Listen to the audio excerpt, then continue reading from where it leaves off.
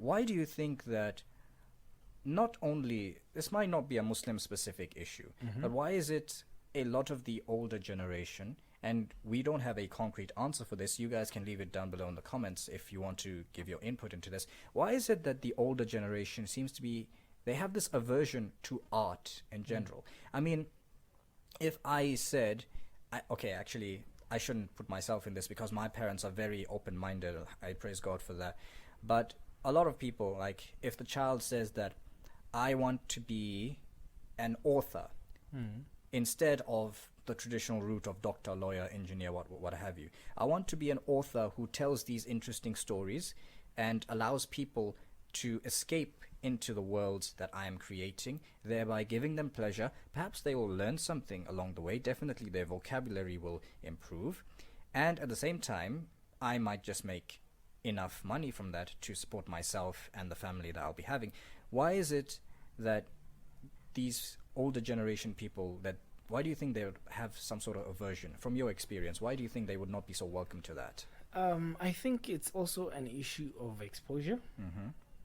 Again, you know, technology, it's changing. Yeah, definitely. Technology is changing.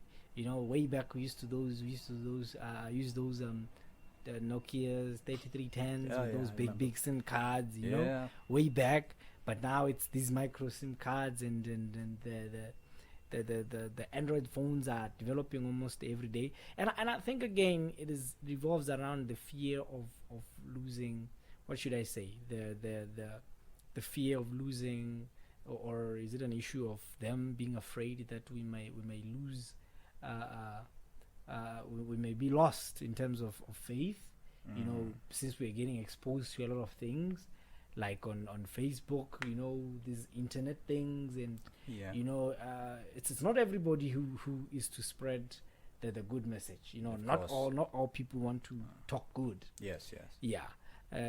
Even like get on the internet, you'll find both the good and the bad. Of course, yeah. Whether you do good, people talk. Whether you do something bad, they'll still talk. Of Whether course, you're quiet, they'll still talk. Yeah, Still, of course. You know, just in the same sense of whereby today the name of Islam is being turned by these Boko Haram people, by these Talibans which we don't even know. Yeah.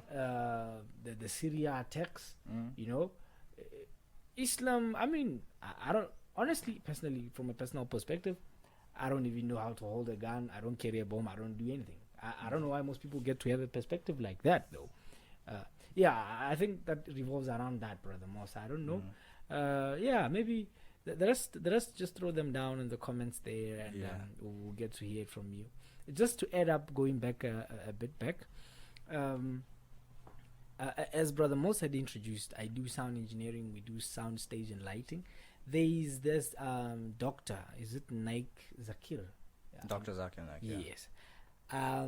He holds you know, these conferences whereby he gets to answer people's questions, and where he partly gives dawah.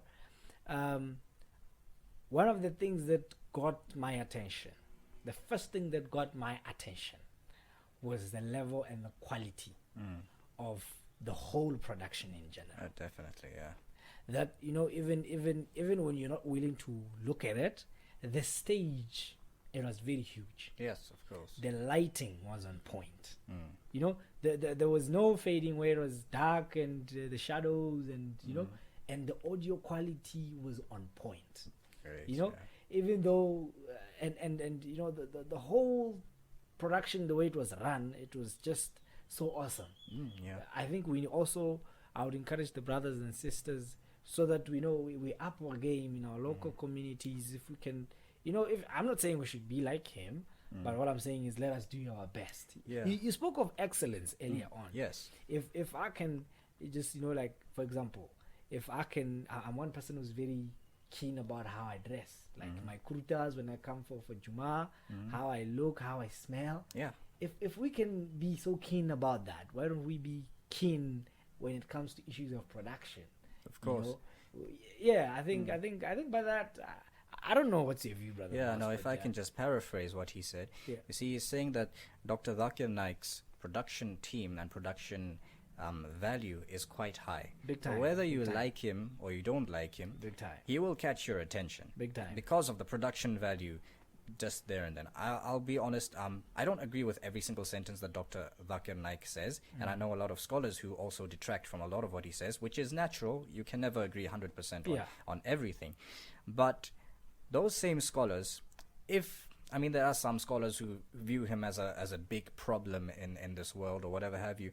But the thing is, have they done anything that is at the same production value against him? Because let's be honest, because of his production value and all the work and the effort that he has put in throughout all these years, he has become like a household name.